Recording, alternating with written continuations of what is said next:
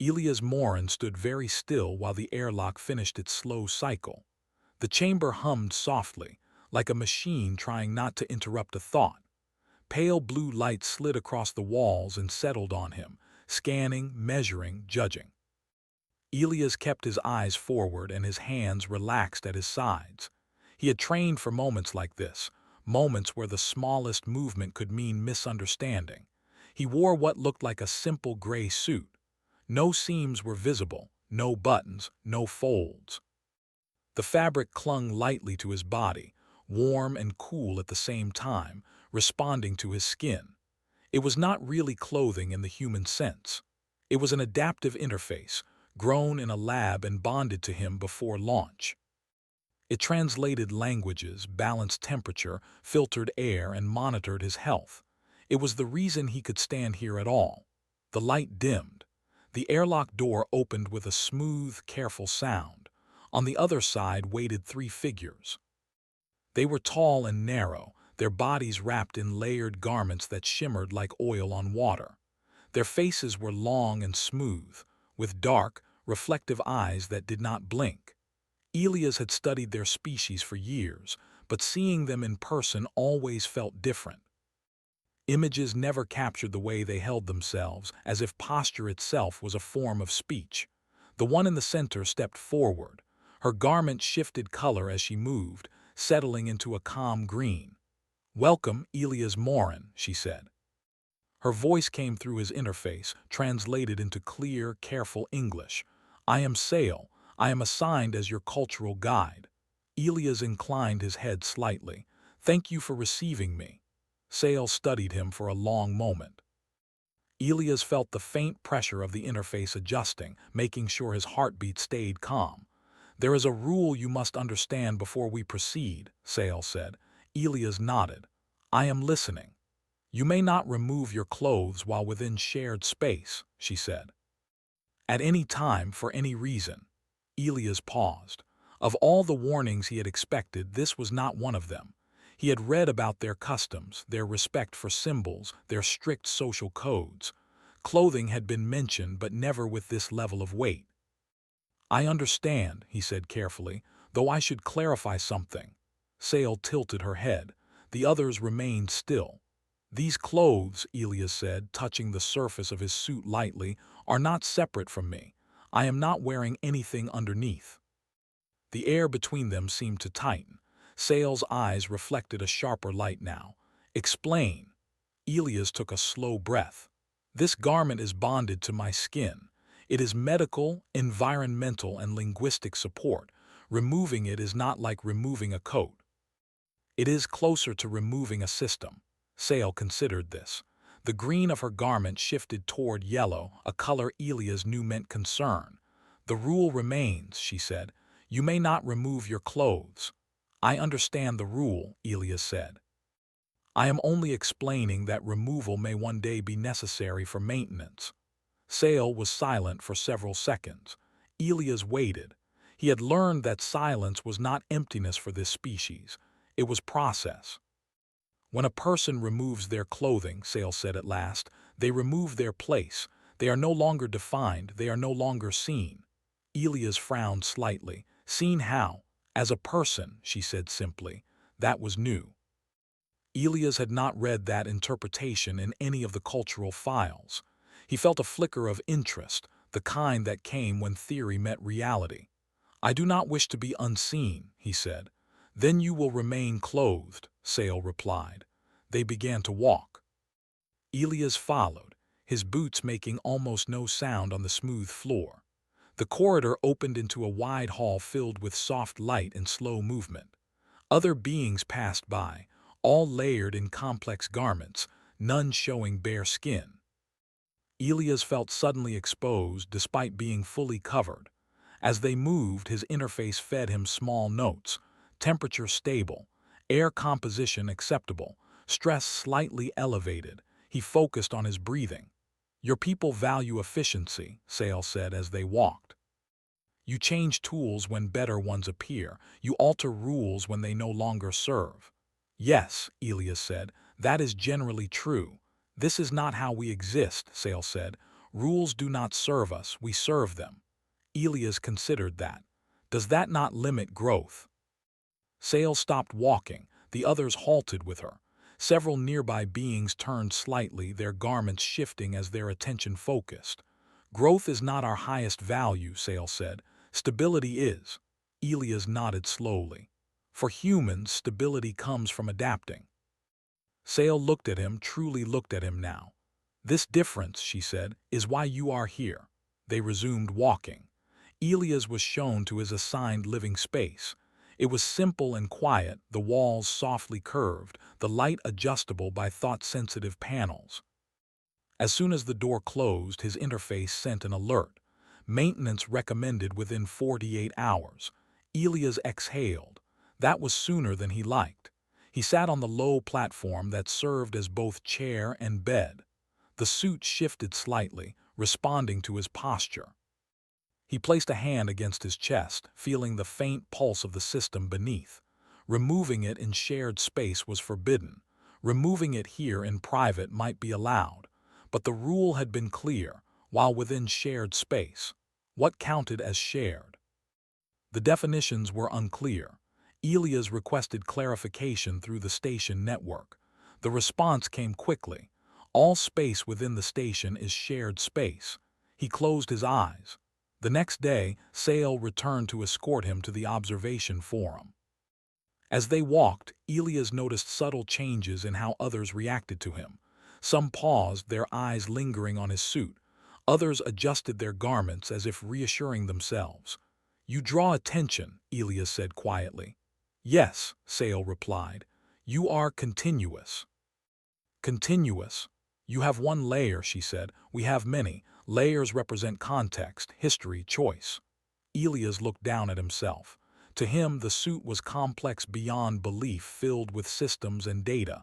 To them, it was simple. "I cannot add layers," he said. "Not physically," Sale's garment flickered. "Then you will need another method." They entered the forum. It was a wide, circular space with rising platforms. Beings gathered there not to speak, but to observe. Information flowed across the air in shifting patterns of light. Elias stood at the center. A question appeared in the light, translated directly into his thoughts. "Why are you here?" Elias answered aloud. "To learn, to share, to ensure peaceful understanding between our peoples." Another question formed. "Why do you not change to match us?" Elias hesitated. "Because I cannot fully, and because difference does not always mean disrespect." The light shifted. "Why do you insist on remaining defined by something that cannot be removed?" Elias felt a spark of recognition. That was the real question. "I am not defined by it," he said. "It supports me, but I am still myself." Sale watched him closely. After the forum, as they walked back through the corridors, Sale spoke again. "Your garment will fail," she said. Elias nodded. "Yes. And when it does?" "I will need to repair it." "You will need to remove it," she said. "Yes." Sale stopped. "Then we must find a solution." Elias looked at her, surprised. "You would help with that?" "This station has not changed its rules in 600 cycles," Sale said. "But it has accepted you." She stepped closer. "You say humans adapt, show me." Elias felt a slow smile form. "I will," he said. The next cycle began with quiet pressure rather than noise. Elias felt it before the interface warned him. A faint tightness spread across his shoulders like fabric pulled too far. The suit adjusted, corrected, then paused. A soft signal pulsed against his skin. Maintenance window narrowing. Elias did not move. He was standing near the wide window of his living space, watching the alien station drift slowly around its pale star. Light bent strangely here, stretching colors into long, calm bands. It was beautiful, but it did not distract him. He opened a private diagnostic in his thoughts. The interface responded with careful simplicity, knowing his stress level. Primary layer stable. Secondary translation lattice fluctuating.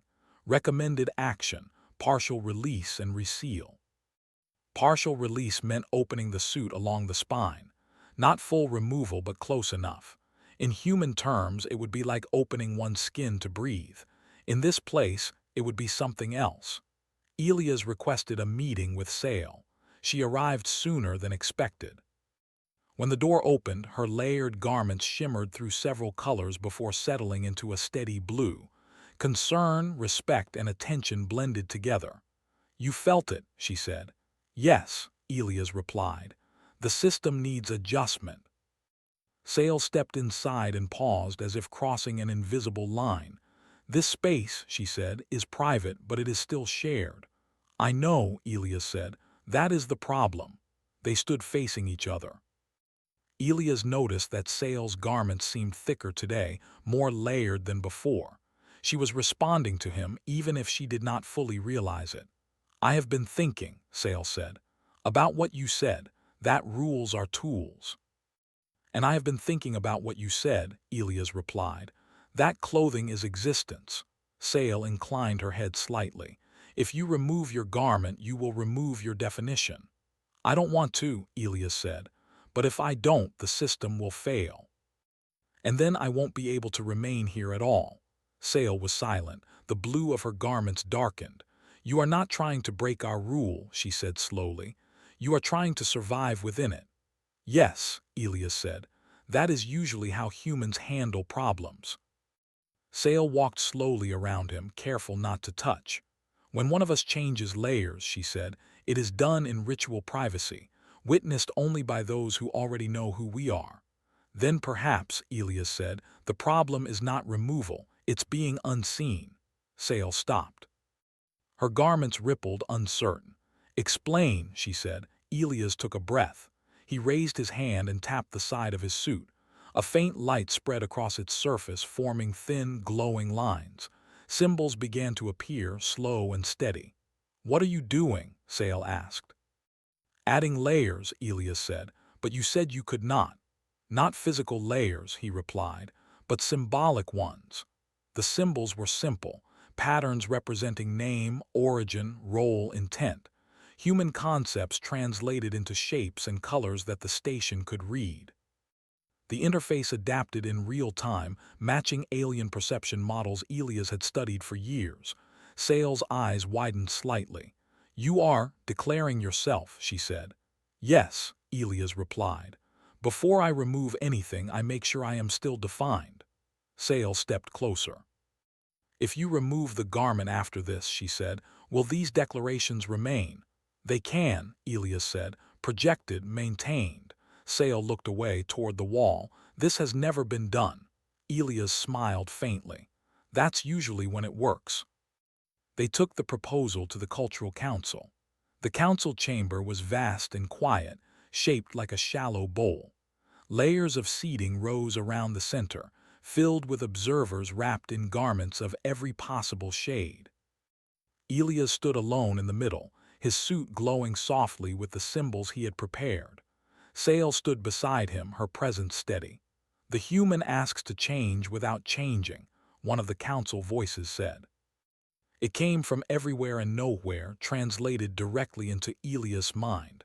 "I ask to adapt," Elias replied, "without causing harm." "You wish to remove your clothing," another voice said. "That is removal of self."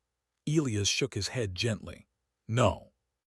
It is maintenance of the system that allows me to be present as myself." "Words," the voice replied. "Then judge actions," Elias said. He activated the demonstration. The symbols around his suit brightened, forming a layered projection that extended slightly beyond his body.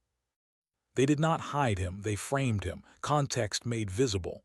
"My name," Elias said, "my purpose, my responsibility, all declared."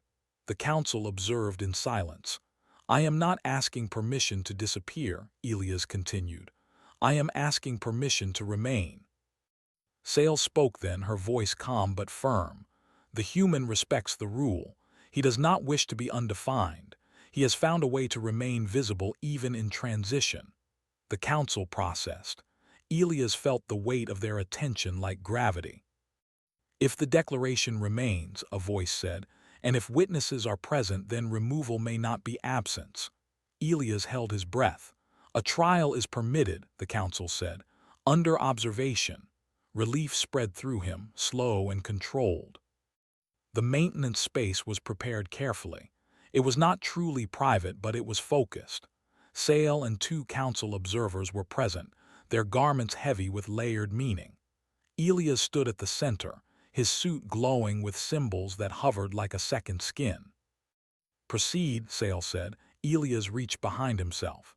The suit responded to his touch, opening along the spine with a soft release. Cool air met his skin. The interface adjusted rapidly, keeping vital systems stable. The symbols did not fade. They held steady, bright, and clear. Sale watched closely. She did not look away. "You are still here," she said quietly. "Yes," Elias replied. "I never left." The maintenance took time. Elias focused on the process, on breathing evenly, on keeping his thoughts calm. The observers remained silent, witnessing not an absence but a transition. When the suit resealed, the pressure eased. The system stabilized. Maintenance complete. Elias lowered his hands. The symbols slowly dimmed but did not vanish entirely. Sale exhaled, a gesture she had learned from humans. "You did not remove yourself," she said. "You revealed structure." Elias smiled. "Humans are very good at that." Word spread quickly through the station, not as rumor but as concept. Beings adjusted their garments differently when Elias passed. Some added symbols of their own. Others paused to observe him, not with discomfort but curiosity. The rule remained unchanged. Clothing was still required. Removal was still serious. But now there was a question where certainty had been. And for the first time in hundreds of cycles, the station felt something shift.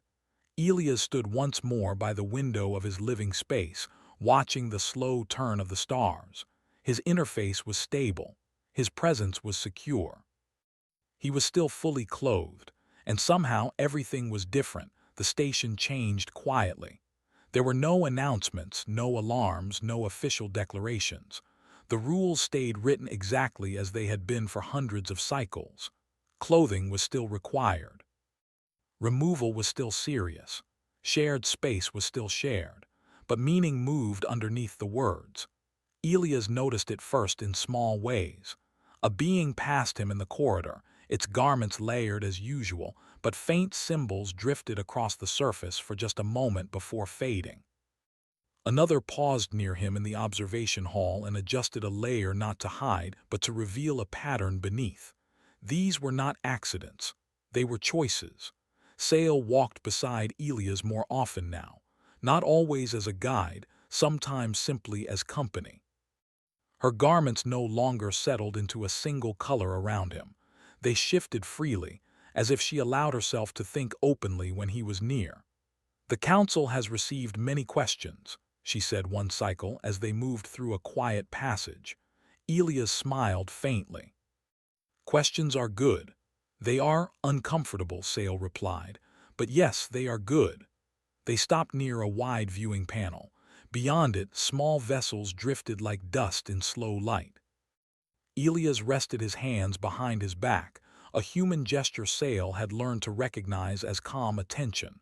"Some believe what you did weakens the rule," she said. "And others?" Elias asked. "Others believe it strengthens it," Sale said, "by reminding us why it exists." Elias nodded. "Rules survive when they can explain themselves." Sale looked at him. "You make change sound gentle." "It usually is," Elias said, "when people are ready." Not everyone was ready. Elias sensed tension during the next council session. The light patterns that filled the chamber moved more sharply than before, angles replacing curves. When he stood at the center, he felt the weight of observation deepen. "You have caused disruption," a voice said. "I have followed every rule," Elias replied calmly. "That is not in question," another voice responded. "What is in question is influence." Sale stood slightly behind him, present but silent. "Influence is not control," Elias said. "I did not ask anyone to change." "But they are changing," the voice said. "Yes," Elias replied.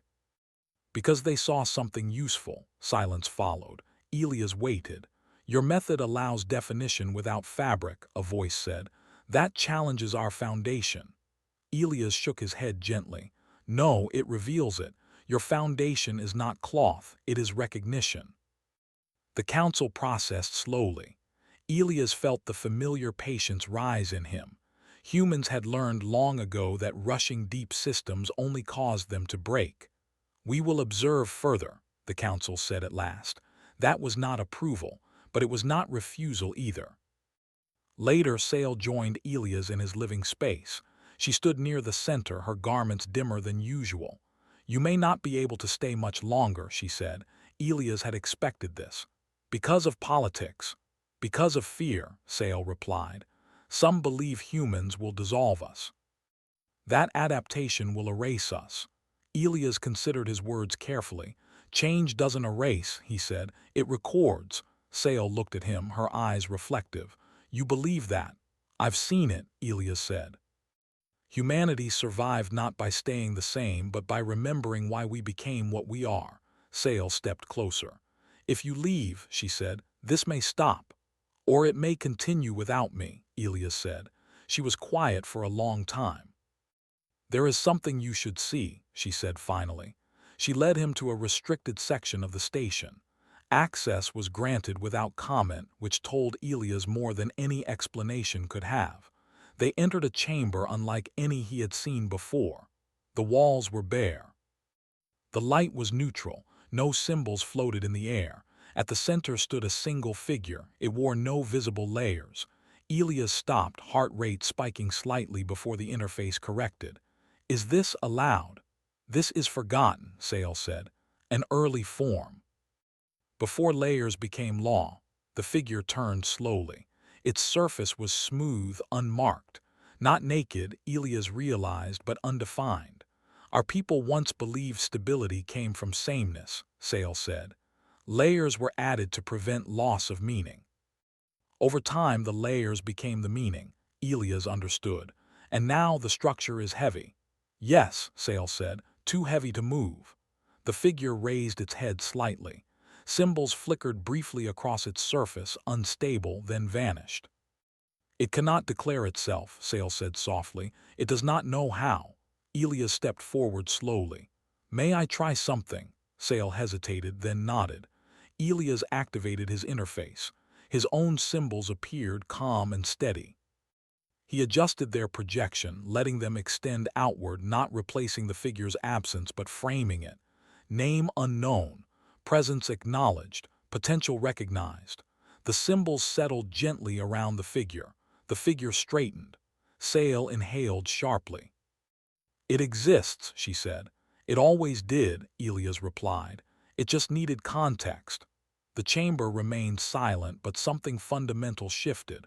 Word of the event spread faster than anything before it, not as story but as realization. The council reconvened. Observers filled every level of the chamber. Elias stood once more at the center. "You have shown us a path forward," the council said, "one that does not break the rule." "I didn't create it," Elias replied. "I just walked it." "The rule will remain," the council said. "But interpretation will expand." Sale's garments shimmered with quiet joy. "You may depart knowing this," the council continued. "Humanity is not a threat to our stability." Elias smiled. "We rarely are." When Elias prepared to leave, the station gathered in silence. Not in mourning, not in ceremony, but in acknowledgement. As he walked toward the airlock, beings stood a little taller. Their garments carried symbols freely now, not required, but chosen. Sale walked with him to the threshold. "You came clothed," she said. "You leave layered." Elias looked at her. "So do you," she inclined her head. "You were never wearing nothing." "No," Elias agreed. "I was wearing possibility." The airlock closed. The station drifted on, unchanged in structure, transformed in meaning. And far beyond it, humanity continued doing what it had always done best. Not conquering, not breaking, but showing the universe how to grow without losing itself. The ship carrying Elias Morin moved away from the station in complete silence. No engines flared brightly, no sudden motion disturbed the calm. It drifted first, then slowly adjusted its path, as if giving the place time to notice his absence. Inside the ship, Elias sat alone. The adaptive garment rested smoothly against his skin, fully stable now. Diagnostics scrolled gently through his thoughts, all systems green. Yet his mind was not focused on numbers or signals. It was focused on what he had left behind. The station did not feel like a mission anymore. It felt like a conversation that would continue long after he was gone. As the distance grew, a signal reached his ship. Not a formal transmission, not words. It was a pattern, familiar, careful, sail. Elias accepted the connection. "I was not sure you would answer," Sail said. Her voice was calm, but there was something new beneath it. Confidence, perhaps, or choice. "I wasn't sure you would send," Elias replied. "There is much discussion," she said, "more than the council expected." "That usually means something important is happening," Elias said. "Yes," Sail replied, "and some of it is difficult." Elias leaned back slightly. "Change always is." There was a pause. Elias could imagine her garments shifting through colors, settling, shifting again. "Some fear that without strict layers we will lose our sense of self," Sail said. "Others fear that with them unchanged we will never grow." "And you?" Elias asked. "I am learning that self is not held by rules alone," she said, "but by understanding why those rules exist." Elias smiled softly. "That realization took humans a very long time." "You helped us reach it sooner," Sail said. "I just showed you a mirror," Elias replied. "You did the work." The signal weakened as distance increased. Before it faded completely, Sail spoke once more. "You are always welcome here," she said. "As you are." The connection ended. Elias closed his eyes for a moment. Then he opened a new channel, Earth Command. The report took time. Elias chose his words carefully, translating not just events but meaning. He explained the rules, the symbols, the slow shift in understanding. He made sure to emphasize one thing above all else. No force was used. No rule was broken. No culture was erased. When the report ended, Elias leaned back and waited. Weeks passed. The ship returned to human space, where stations were loud with movement and voices overlapped constantly. Elias felt the familiar chaos settle around him like an old coat, comfortable, imperfect, alive. At the docking bay, officials waited, along with researchers, diplomats, and observers. Elias stepped out, his suit blending easily into the crowd. Here it was invisible, just another tool among many. A senior diplomat approached him. "You've caused quite a stir," she said. Elias smiled politely. "I seem to do that by standing still." She gestured for him to walk. "The council wants to know what this means long-term." "It means we made friends," Elias said. "The slow way." She studied him. "And if they change too much," Elias stopped walking, "then they'll change into something that still belongs to them. That's the important part." The diplomat nodded slowly. "We could use more envoys like you." Elias shook his head. "You don't need more like me. You need patience." Months later, a human delegation returned to the station. This time, Elias did not go alone. The group was small. Scientists, linguists, cultural observers, all wore adaptive garments, but each garment was different now. Symbols moved across them gently, chosen rather than required. Some were purely functional, others were deeply personal. The station received them without hesitation. Inside, changes were visible, not dramatic, not loud. Beings still wore layers, but the layers told clearer stories. Some were thin. Some were symbolic projections rather than fabric. No rule had been removed, but many had learned how to breathe inside them. Sail met the delegation at the entrance. Her garments shimmered with calm purpose. "You returned," she said to Elias. "We said we would," Elias replied. She looked at the others. "You arrive already defined." "Yes," Elias said, "but ready to learn new definitions." They walked together through the station. The atmosphere felt lighter, though Elias knew the structure was the same. Stability had not been lost. It had been redistributed. They passed the chamber where the undefined figure once stood. It was no longer empty. Others stood there now, experimenting carefully, learning how to declare themselves without fear. One of the human scientists whispered, "This is incredible." Elias nodded. "It's familiar." During the joint forum, questions flowed freely. Not accusations, not challenges. Curiosity. Why do humans value adaptability so highly? How do humans keep identity when rules change? What happens when adaptation fails? Elias answered honestly. "We fail," he said, "and then we learn." That answer stayed with them. Years passed. The station became a place of exchange, not just between humans and one species, but many. Others came, drawn by quiet reputation rather than announcement. A place where rules existed but were allowed to explain themselves. Elias eventually stepped back from active duty. He taught instead, sharing stories rather than strategies. He spoke about the station often but never as a victory. It wasn't about us being right, he told his students. It was about being careful. One student asked him once, "What if they had said no?" Elias smiled. "Then we would have respected it. HFY doesn't mean forcing the universe to agree with us. It means trusting that who we are is strong enough to wait." Far away, the station still drifted around its pale star. Layers still shimmered. Rules still stood. But now, beneath every garment, beneath every symbol, there was a shared understanding. Existence was not something you wore. It was something you chose again and again in whatever form allowed you and others to be seen. Time did not rush on the station. It never had. It moved the way it always did there, steady, careful, respectful of what already existed. But even careful time can carry change far.